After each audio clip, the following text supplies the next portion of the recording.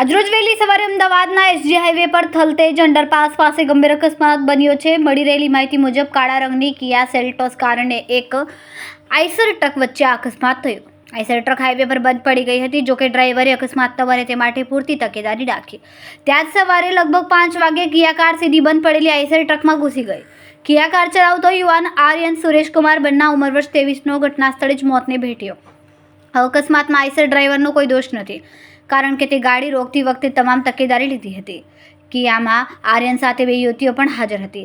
એકનું નામ કીર્તિ પવનભાઈ અગ્રવાલ, જે હાલમાં હોસ્ટેલમાં છે, જ્યારે બીજી યુવતી પ્રિયાંશી ચોકસીને ગંભીર ઇજા થતાં સોલા હોસ્પિટલમાં દાખલ કરવામાં આવી. બંને યુવતીઓની ઉંમર 22 વર્ષની છે. તેઓ આંબળી નજીક પીજીમાં રહેતા હતા. મળતી માહિતી પ્રમાણે બંને TYBAમાં અભ્યાસ કરતા હતા. પોલીસે સ્થળ પર પહોંચીને કાર્યવાહી શરૂ કરી છે અને અકસ્માત અંગે વધુ તપાસ હાથ ધરાઈ છે.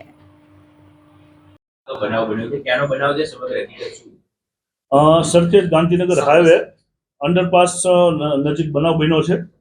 અને આ બનાવમાં વિગત એવી છે કે રાતના એક આઈસર બંધ પડેલું અને એના ડ્રાઈવરે આડસ મૂકેલી અને સવારે વહેલા 5 વાગે એક કિયા ગાડી આવે છે. એનો ડ્રાઈવર હોય છે આર્યન સુરેશભાઈ બત્રા, અને એની સાથે 2 છોકરીઓ પણ હતી, પ્રિયાંશી અને કીર્તિ. આ બંને પીજીમાં રહે છે અને આર્યન છે એ કોઈ પ્રાઇવેટ કંપનીમાં નોકરી કરે છે.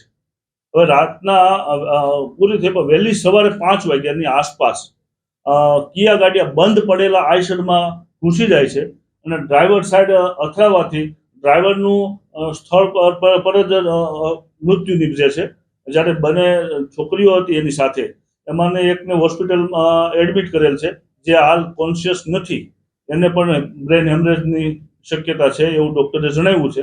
અને જે બીજી કીર્તિ નામની દીકરી છે એ હાલ પીજીમાં છે અને એ સુરક્ષિત છે. અકસ્માત કઈ રીતે સર્જાયો તો પ્રાથમિક તપાસની અંદર કઈ જાણવા મળ્યું કે ઓવરટેક કરવા ગયા હતા, ઓવર સ્પીડ હતી કે કયા કારણોસર સર્જાયો? ના, આ બંધ પડેલું આઈસર હતું. એ બંધ પડેલા આઈસરમાં ડ્રાઈવરની બેદરકારીના કારણે આઈસર જોયા વગર ગાડી ચલાવી અને ધીમી સ્પીડ પાડ્યા વગર સીધું જ અંદર અથડાવી દીધું છે. બેઝિક એવું અમને તારણમાં આવે છે.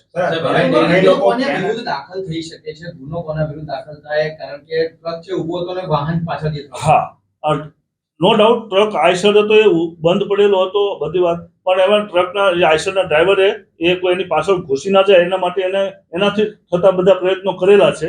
એટલે એનો ઈરાદો બીજો ગુનાહિત જણાતો નથી.